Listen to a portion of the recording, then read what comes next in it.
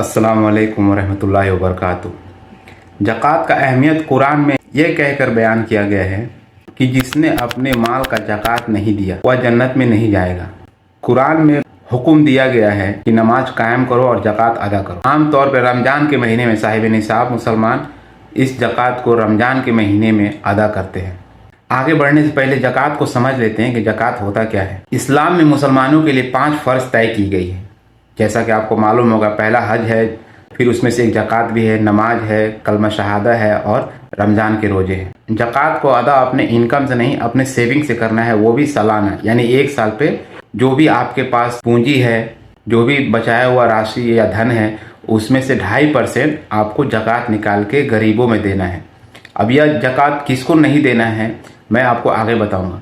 फिलहाल आगे बढ़ने से पहले जान लेते हैं कि साहिब निसाब कौन है। यानी साहिब निसाब उसको बोलते हैं कि हमारे नबी अकरम सल्लल्लाहु अलैहि वसल्लम ने एक लिमिट तय की है जिसको निसाब कहते हैं, कि अगर उस लिमिट तक आपके पास माल है तो आप साहिब निसाब हैं, यानी आपके ऊपर ज़कात फ़र्ज है।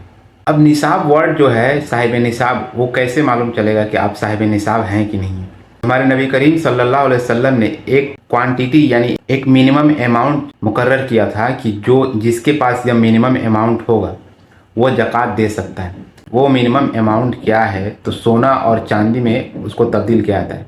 अगर आपके पास 87.5 ग्राम सोना है, जो कि वो इक्विवेलेंट होता है, यानी बराबर होता है 7.5 तोला के बराबर होता है वो, और 612 ग्राम अगर आपके पास चांदी है, यानी 52.5 तोला चांदी है, तो आप साहिब निसाब हैं, आपके ऊपर ज़कात फ़र्ज है, तो आप पे ज़कात वाजिब होता है। इसको आसान लैंग्वेज में, आसान भाषा में समझते हैं कि अगर आपके पास सोना 87.5 ग्राम है, जो कि होता है 7.5 तोला, और चांदी 612 ग्राम, जो कि होता है इक्विवेलेंट 52.5 तोला की, अगर ये दोनों आपके पास है इतना अमाउंट, तो आप साहिब निसाब है, जो कि हमारे नबी करीम सल्लल्लाहु अलैहि वसल्लम ने मुकर्रर किया था कि यह 2 लिमिट है। अगर जिनके पास ये लिमिट हो जाता है तो वो साहिब निसाब है, यानी आपके ऊपर ज़कात फ़र्ज हो गया, आपको ज़कात देना पड़ेगा। अब ठीक है, अब किसी के पास इतना सोना और इतना चांदी ना हो तो वो क्या करे? तो वो अपना बैंक बैलेंस देखे और जो घर पे कुछ पैसा पड़ा हुआ है तो उसको मिला के, अगर आप ये दोनों लिमिट में से किसी एक लिमिट पे पहुंचते हैं, यानी आप खरीदने के लिए उतना पैसा है, तो भी आप साहिब निसाब है, आपके ऊपर ज़कात फ़र्ज होता है। मान लीजिए कि अगर सोना की कीमत ज़्यादा है तो इतना अमाउंट यानी 87.5 ग्राम सोना खरीदने का आपके पास पैसा नहीं है, तो चांदी सस्ता है, तो उतना पैसा से आप अगर चांदी खरीद सकते हैं 612 ग्राम या उससे ज़्यादा, तो भी आप पे ज़कात फ़र्ज है।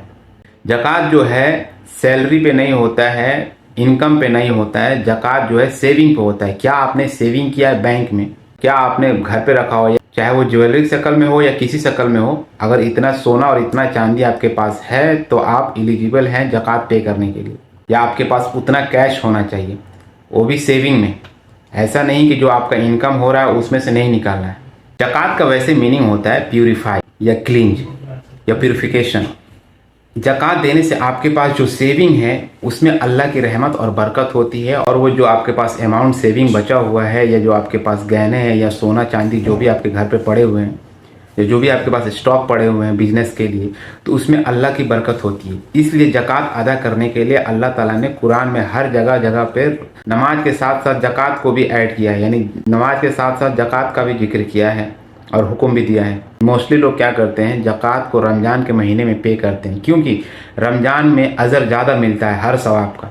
अब जो है ज़कात किस पे फ़र्ज होता है, क्या क्या सामान होना चाहिए, यानी क्या क्या आपके पास पूंजी ऐसा है जिस पे ज़कात फ़र्ज है।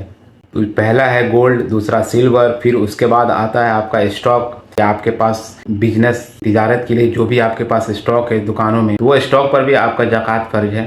करेंसी आपने बैंक में रखा हो या घर पे रखा हो सेविंग के तौर पे, तो उस पर भी ज़कात फ़र्ज है। लाइव स्टॉक में क्या होता है, जानवर आते हैं, जैसे ऊँट हो गया, बकरी हो गया, भेड़ हो गया, गाय हो गया, आपने उसको बिजनेस पर्पज़ के लिए घर पे रखा हो तो उस पर भी ज़कात फ़र्ज है। एग्रीकल्चर प्रोड्यूस, एग्रीकल्चर में जैसे धान, चावल, मक्का, गन्ना जो भी है, उसका भी सालाना ज़कात आपको निकालना है। अब सालाना ज़कात निकालते कैसे हैं? जो भी आपके पास बचा हुआ है या जो भी आपके पास सेविंग्स है, जो आपका बिजनेस का सेविंग्स है, जो स्टॉक है, उसका आप मार्केट का वैल्यू पता करेंगे। फिर उसका पूरा टोटल वैल्यू ऐड करने के बाद, जैसे सोना आपके पास कितना है, चांदी कितना है, आपका फार्म से कितना है, एग्रीकल्चर से कितना आपके पास स्टॉक है, फिर आपके पास बिजनेस में कितना स्टॉक है, और आपके पास लाइव स्टॉक्स कितने हैं, इन सब का मार्केट वैल्यू ऐड करके आप एक साथ पूरा कैलकुलेट करके उसका 2.5% निकाल के गरीबों में दे देंगे या जो ज़रूरतमंद है उसको दे देंगे। अब ये ज़कात देना किसको है और किसको नहीं देना है? ज़कात उसको नहीं दे सकते हैं जिनसे हम पैदा हुए हैं। अब जिनसे पैदा हुए हैं वो कौन है? माँ बाप।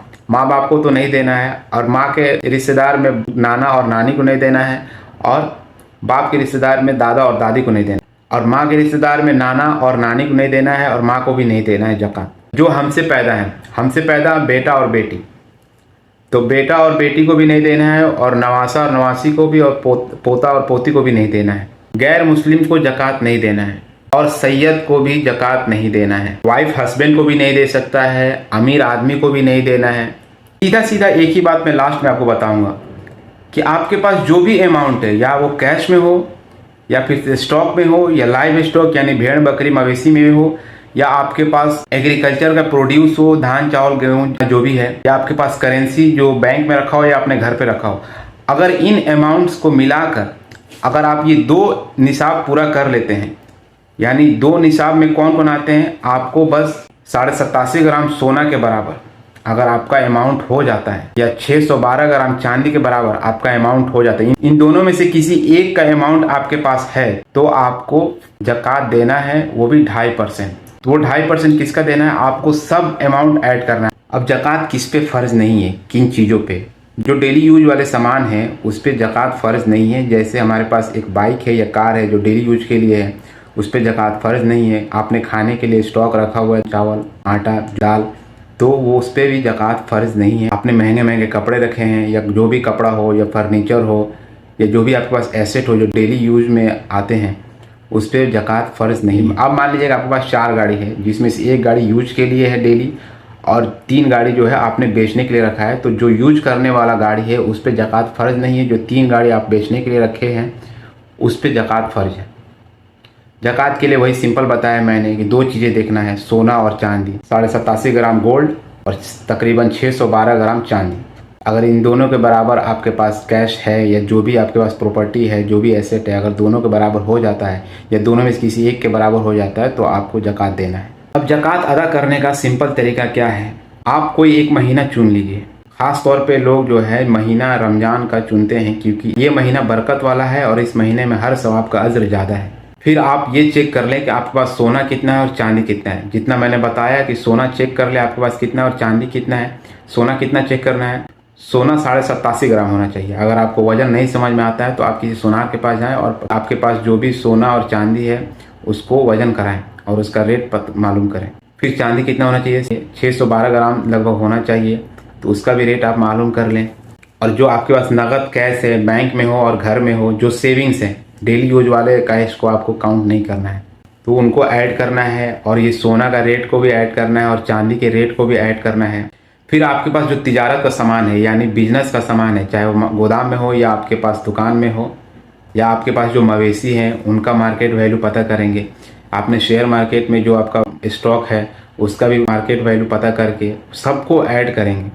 आपके पास खेती से जो सामान आया है, धान गेहूँ जो भी खेतों से आया हुआ है, उसका जो रेट मालूम करेंगे मार्केट से, उसको भी ऐड करेंगे।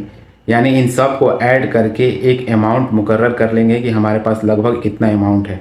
नहीं समझ में आता है तो इन सब का मार्केट वैल्यू पहले मार्केट से पता करेंगे और सबको एक डायरी पे नोट कर लेंगे कि मेरे पास इतना माल है, मतलब मार्केट वैल्यू इतना है इसका। अब देखेंगे कि दूसरों का कर्ज कितना है मुझ पे, वो कर्ज क्या करेंगे, वो टोटल अमाउंट में से माइनस कर देंगे। अब वो जो अमाउंट बचता है उसमें से 2.5% निकाल के वो ज़कात अदा कर दें। और वो ज़कात किसके किसके ऊपर फ़र्ज है